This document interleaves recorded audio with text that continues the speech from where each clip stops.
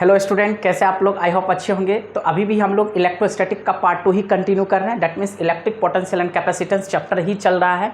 और आज के लेक्चर में बहुत ही ज़्यादा इंपॉर्टेंट टॉपिक को हम लोग देखने वाले हैं, relation between electric field and electric potential. यानी कि ये एक ऐसा रिलेशन है जिसका यूज़ ऑलमोस्ट पूरे इलेक्ट्रोमैग्नेटिज्म के अंदर होता है। तो ये बहुत ही इंपॉर्टेंट रिलेशन है और आज के लेक्चर में हम बेसिकली इसको ड्राइव करके देखने वाले हैं।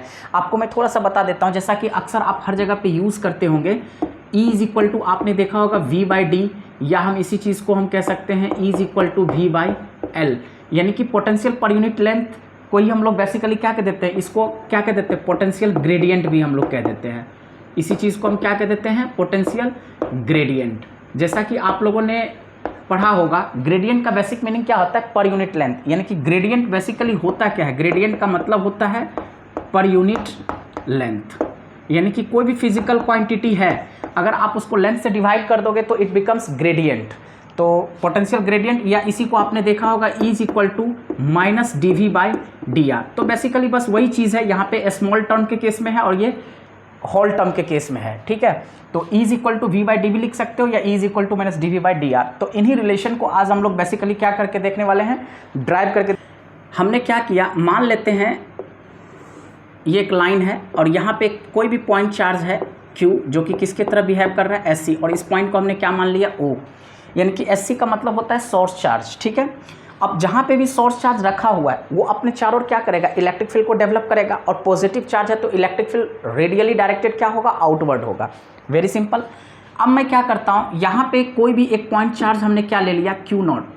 ठीक है, जो कि किसके तरह बिहेव करेगा, TC, यानी कि एक टेस्ट चार्ज की तरह। ऑब्वियसली क्योंकि इसके कारण इलेक्ट्रिक फील्ड कहाँ है, कितना दूर तक है, इसको चेक करने के लिए मुझे क्या लेना पड़ेगा, टेस्ट चार्ज। वेरी सिंपल, आप सिंपली समझिए, यहाँ पे एक सोर्स चार्ज है, पॉजिटिव है, जिसके कारण electric field radially directed outward है, और यहाँ पे एक टेस्ट चार्ज है Q0, जो कि नेचर में दोनों क्या है, सेम है। अब मान लेते हैं दिस इज पॉइंट E, तो ऑटोमेटिकली यहाँ पे जो इसका पोटेंशियल होगा वो क्या हो जाएगा, VA, जिसको हम सिंपली चाहे तो VV लिख सकते हैं।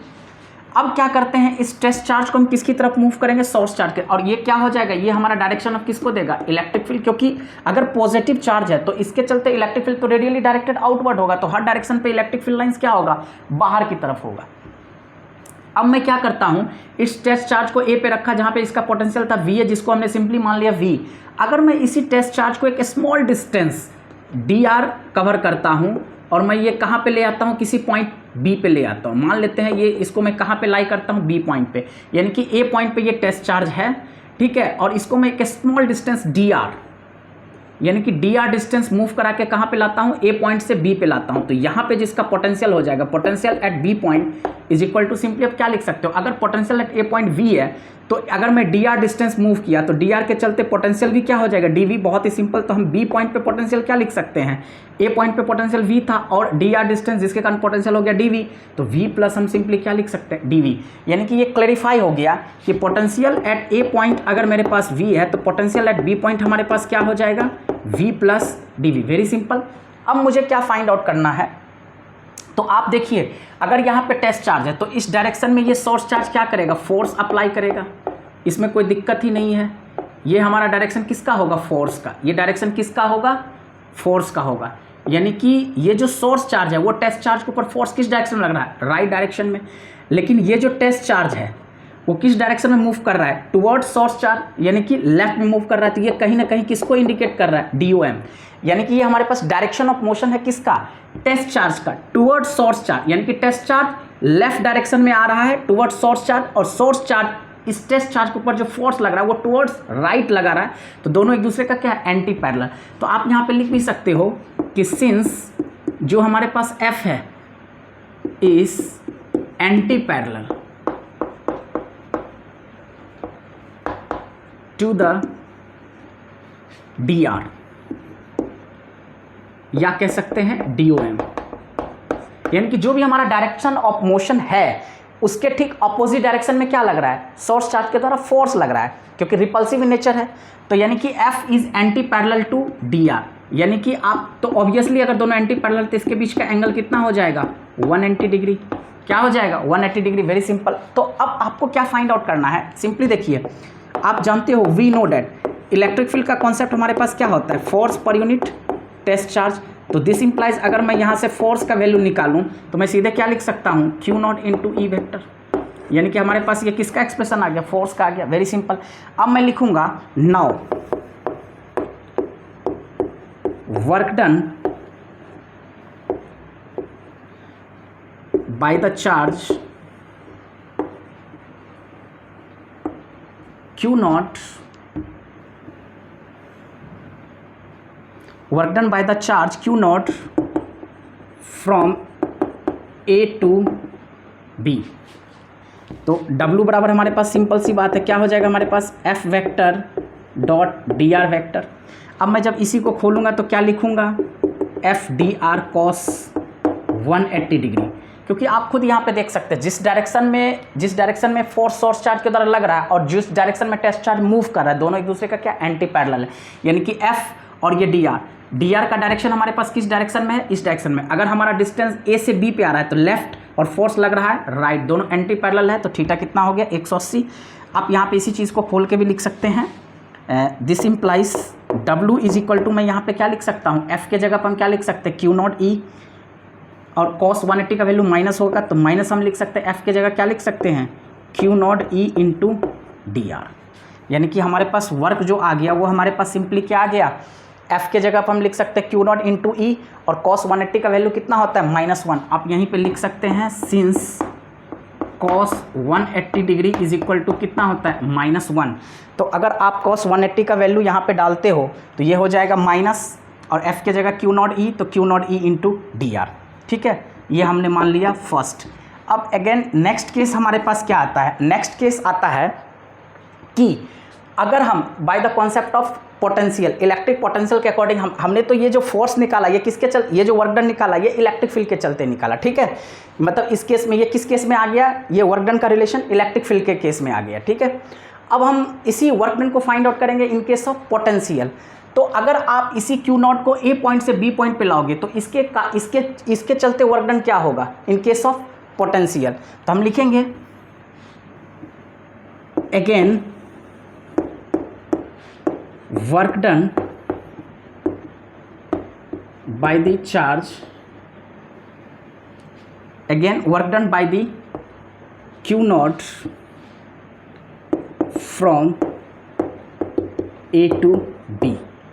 अब मैं इसी Q नॉट को by the concept of electric potential, अगर मैं इसी Q नॉट को A पॉइंट से B पॉइंट पे लाऊंगा तो इसके कारण वर्क डन क्या हो जाएगा, W ऑफ हमारे पास वेरी सिंपल क्या हो जाएगा, W इज इक्वल टू हमारे पास क्या हो जाएगा, तो आप जानते हो फॉर्मूला होता है हमारे पास V is equal to W by Q naught.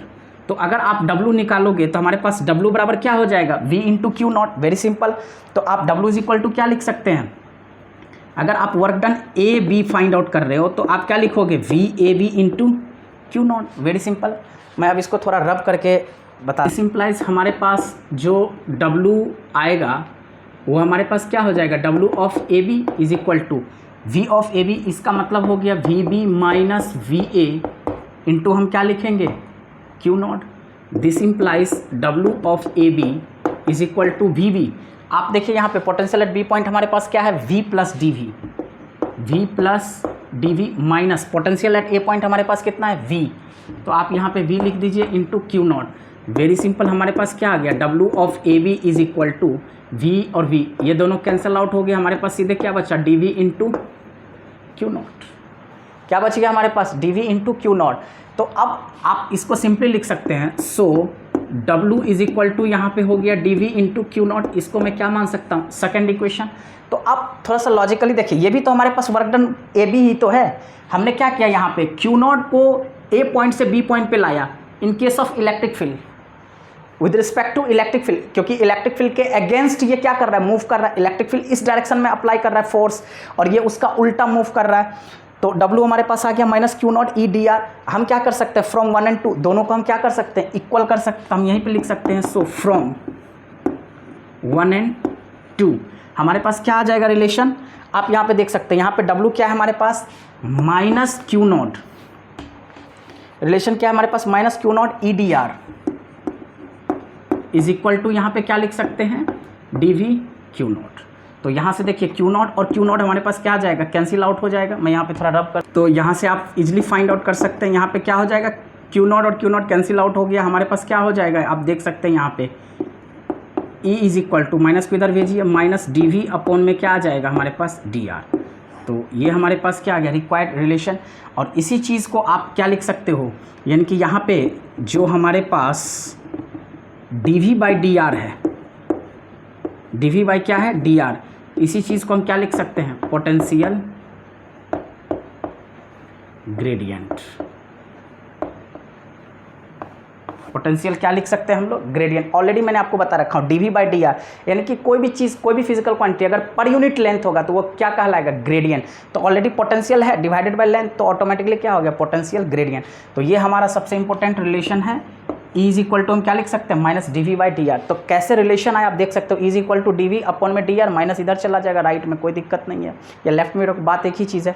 तो E is equal to minus D V by D R. इसी को हम शॉर्ट फॉर्म में सिंपली क्या लिख सकते हैं, अगर मैं इसी को लिखना चाहूँ तो simply E is equal to हम क्या लिख सकते हैं वी बाई आर भी लिख सकते हैं, या वी बाय डी वी लिख सकते हैं। That means potential per unit length, potential gradient हो गया। तो E is equal to minus D V by D R, या हम सिंपली लिख सकते हैं E is equal to V by R. तो आई होप आपको बहुत अच्छे से समझ में आ गया होगा। ये बहुत ही ज़्यादा इंपॉर्टेंट रिलेशन है, क्योंकि पूरे इलेक्ट्रोमैग्नेटिज्म के अंदर इस रिलेशन का अक्सर बहुत सारे न्यूमेरिकल्स के अंदर इसका यूज़ होता है। तो थैंक